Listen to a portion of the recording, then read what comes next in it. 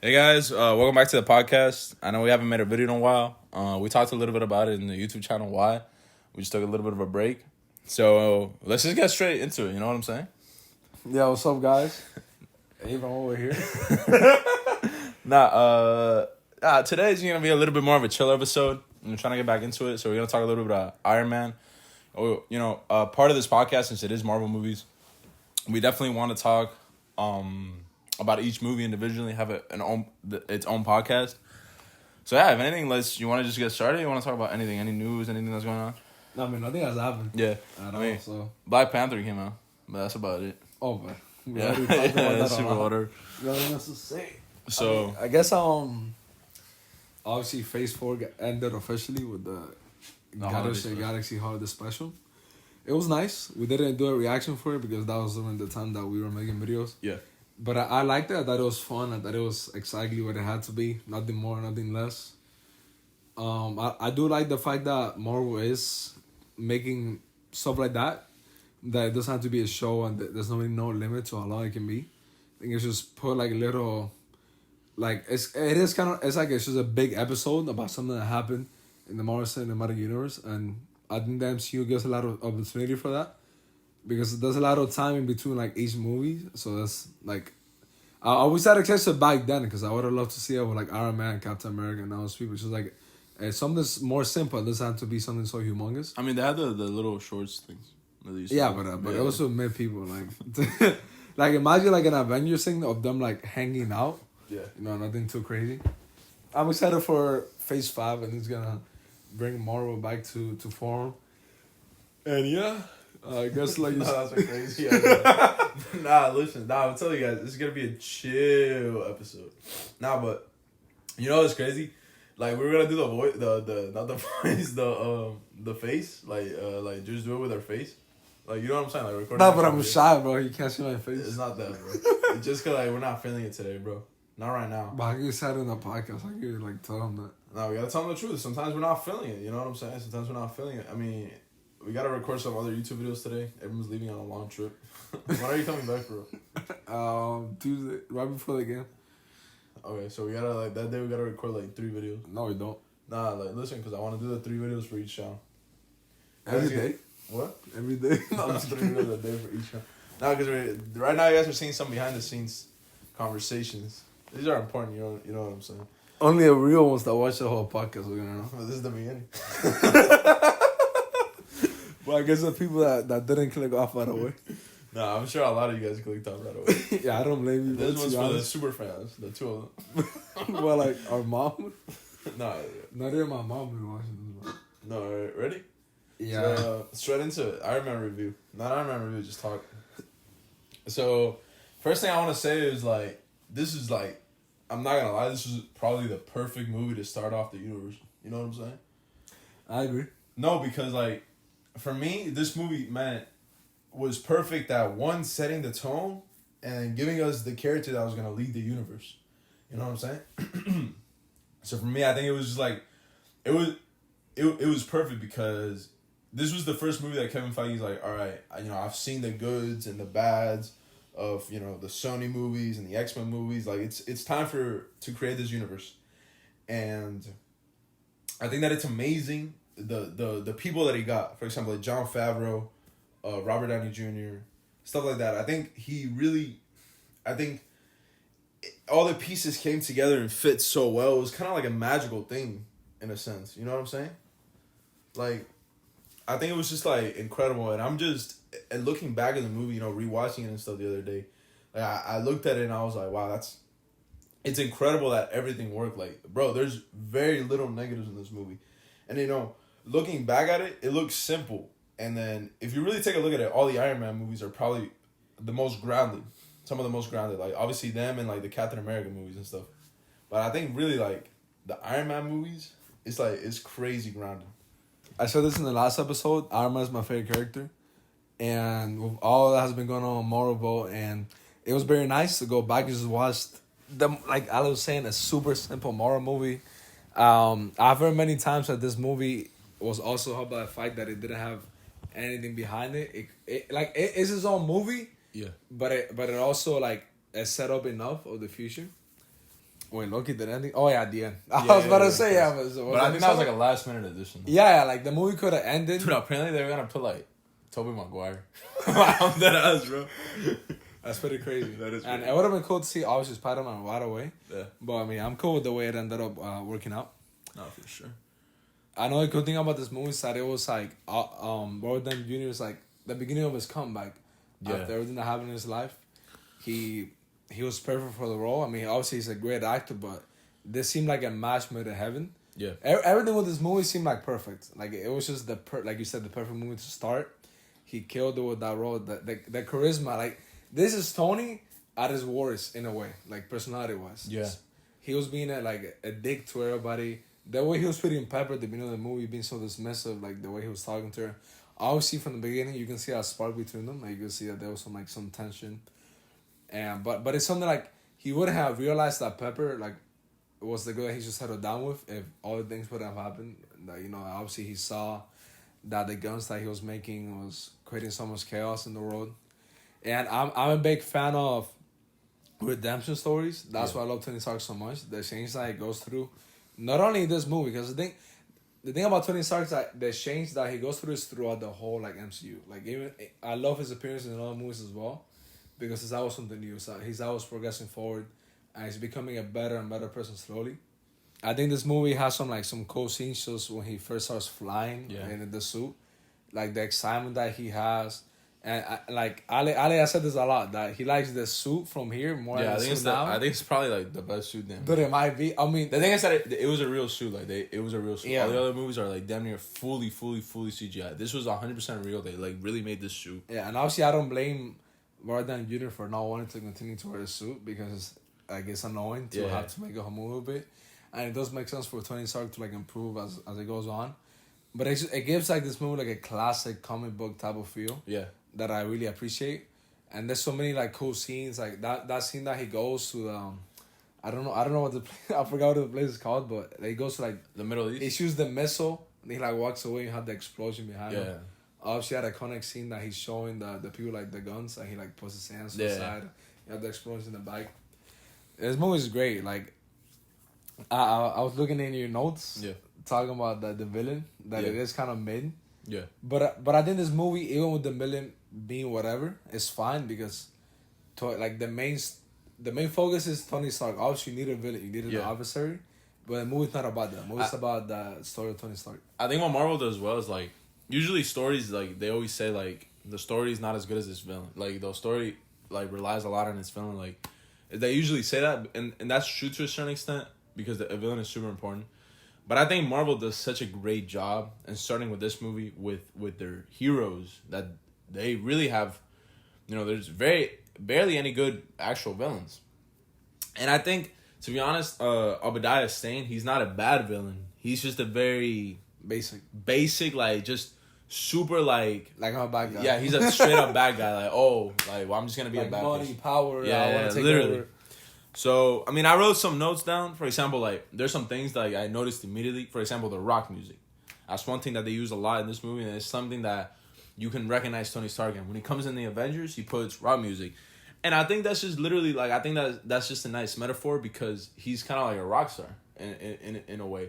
And I think they started off the song with Back in Black, the movie, with Back in Black. And that's kind of like a nice metaphor for Robert Downey Jr. Yeah. Like, bro, I'm back. Like, this is me. Like accept me. Like, I'm me. You know what I'm saying?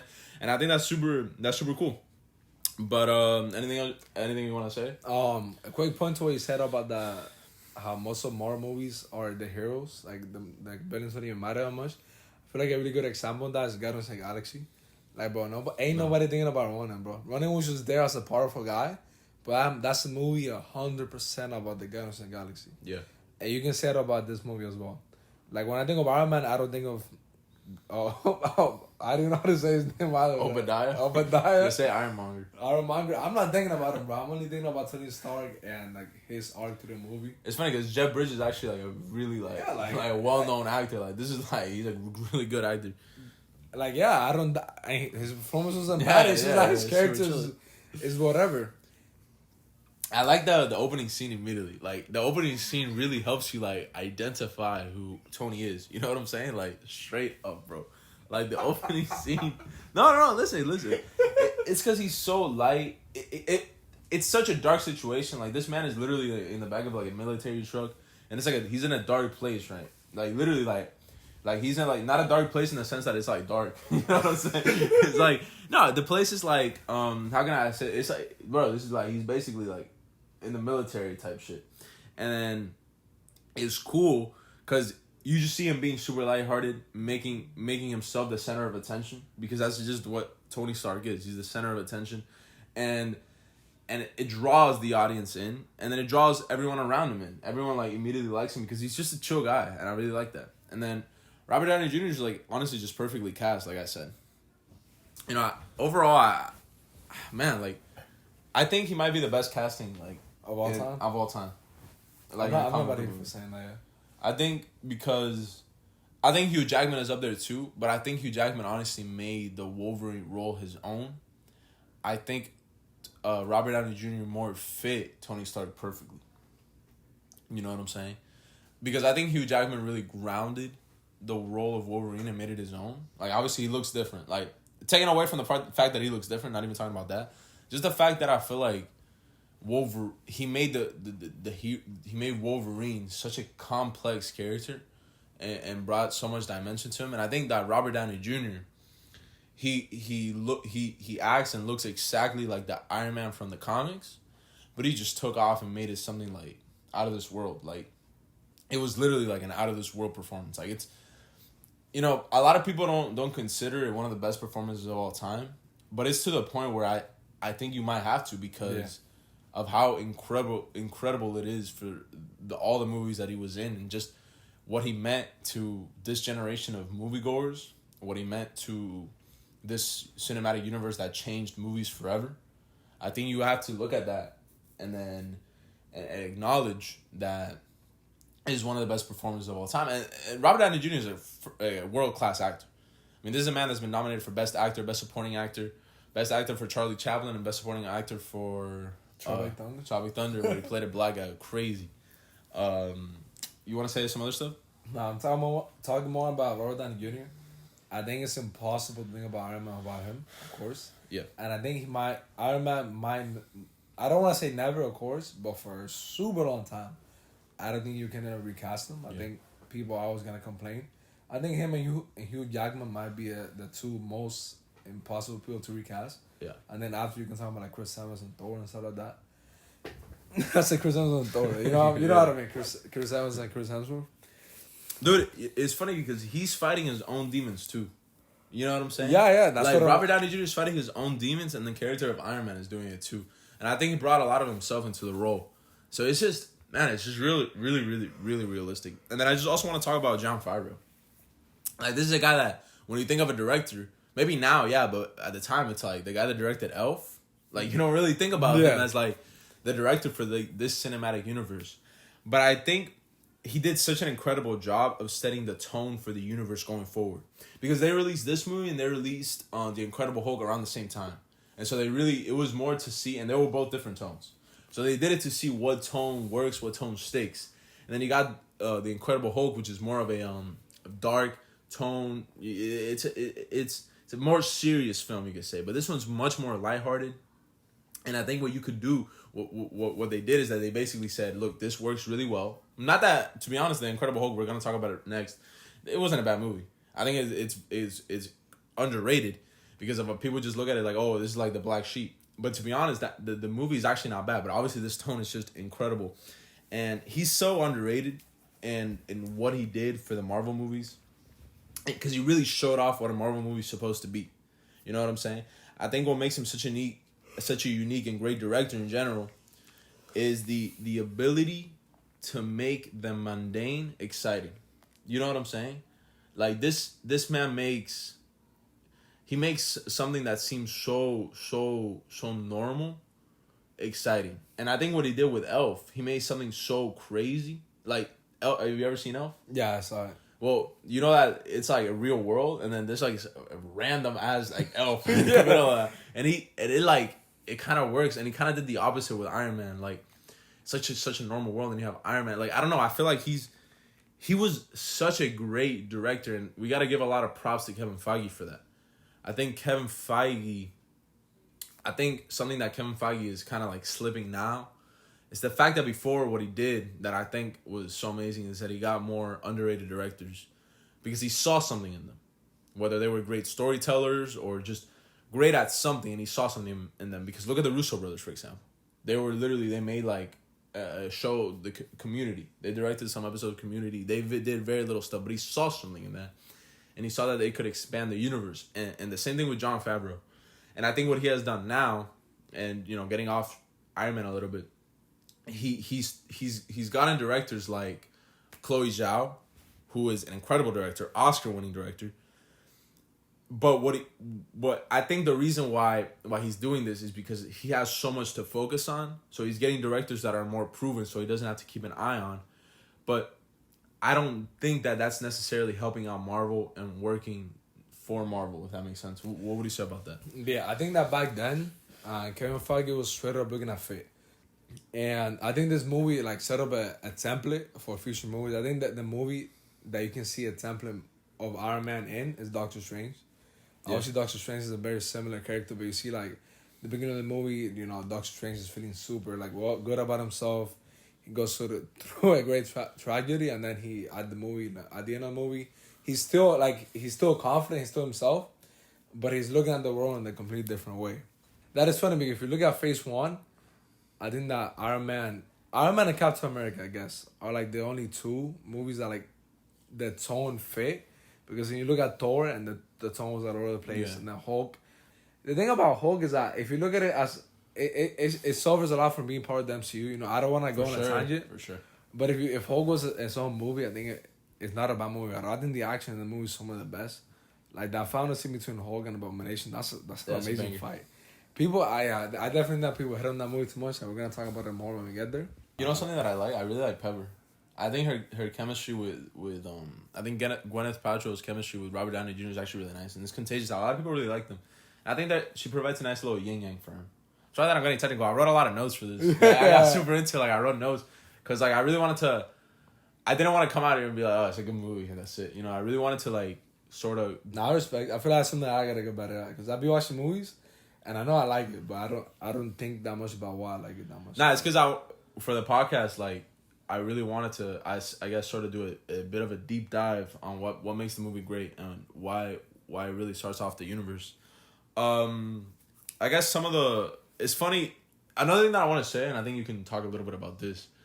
It's funny that they introduced the 10 rings in this film, and they got paid off in Shang-Chi. Isn't that cool? Yeah, that is really cool. In that film? Yeah. They talk about the 10 rings. The 10 rings are the people that actually kidnap. Yeah, that's right. I mean, it's funny because I don't think they planned it, but they're able to look back and be like, all right, let's pay it off now. And obviously that's one of the biggest complaints about Iron Man 3 and the Mandarin. Yeah. They pulled that he's the Mandarin, and then it wasn't. Everybody got mad.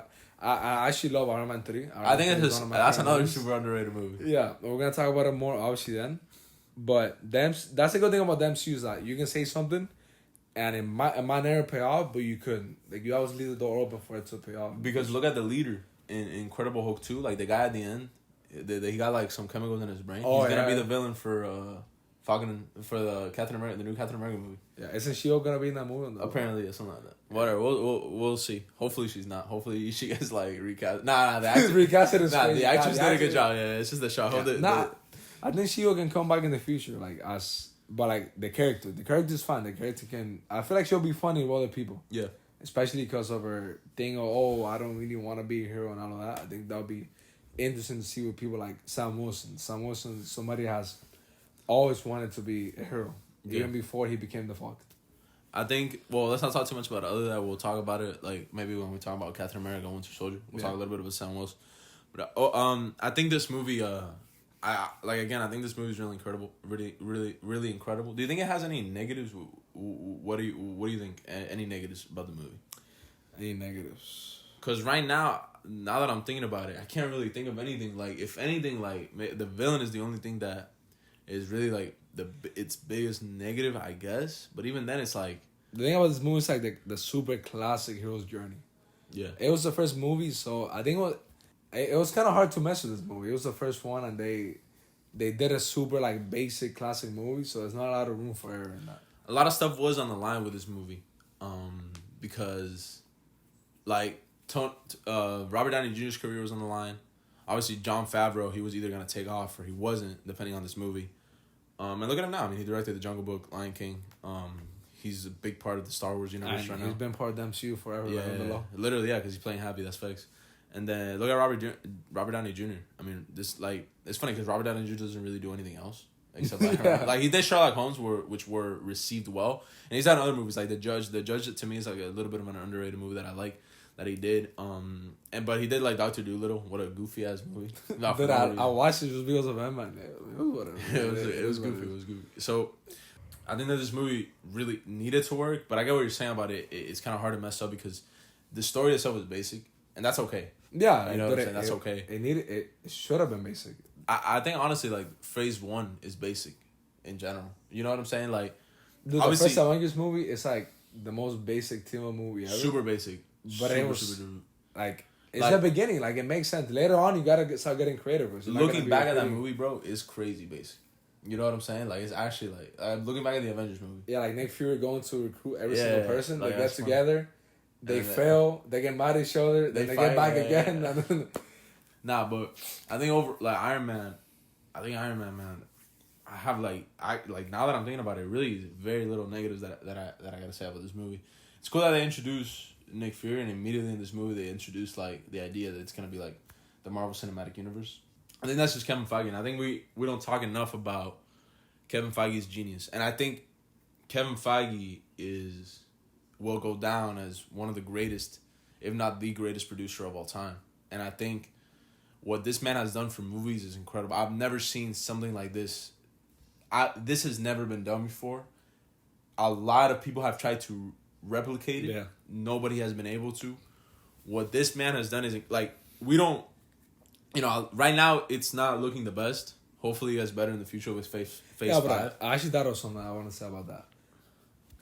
Watching this movie and like this conversation right now kind of makes me not give Kevin Feige an excuse now, but bro, like after so many movies, you gotta start trying out so many new different things that it gets difficult because you can't be repeating the same story template that many times. And obviously we talked about how Phase 4 tried out a bunch of different things, and that's hard. Like you have to switch it up for sure. And at this time, like the movies are amazing, but like they were starting from scratch. So there was nothing behind them. I will say this. I feel like a lot of the movies in Phase 1 are relatively weak compared to the other movies. Like Captain America, that's the worst Captain America movie. Thor 1, and it's funny because it's not even bad. Yeah, but the others is amazing. Thor 1. I mean, it's one of the weaker movies in the universe. It's not the weakest Thor movie, but it's one of the weaker ones. Yeah. The Incredible Hulk. A lot of people think that's one of the worst Marvel movies.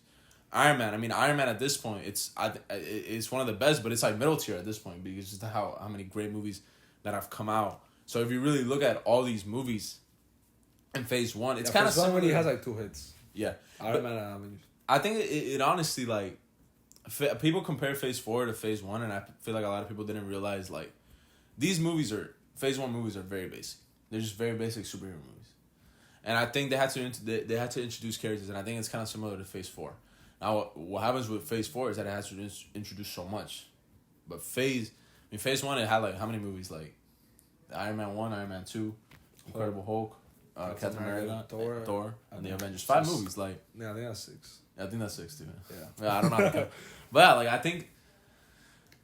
The Phase 1 was just like, let's get the team together. Yeah. That's it. That was the whole goal of Phase 1. Yeah. I think that...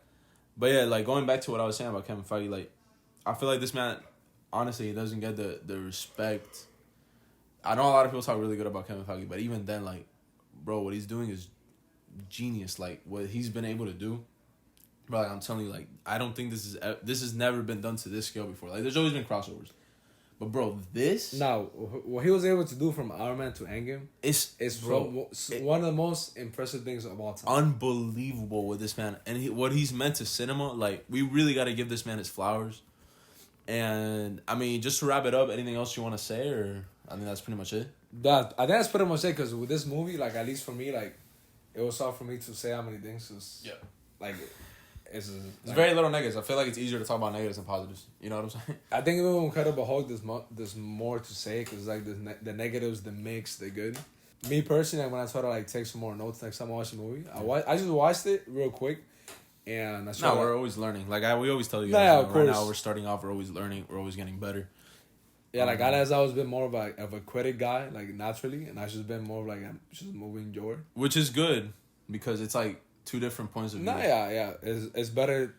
You don't want to have two people that are the same. Yeah, saying the same things every time. So yeah, that's pretty much everything I have to say. Yeah. Thank you guys so much for watching. Peace out.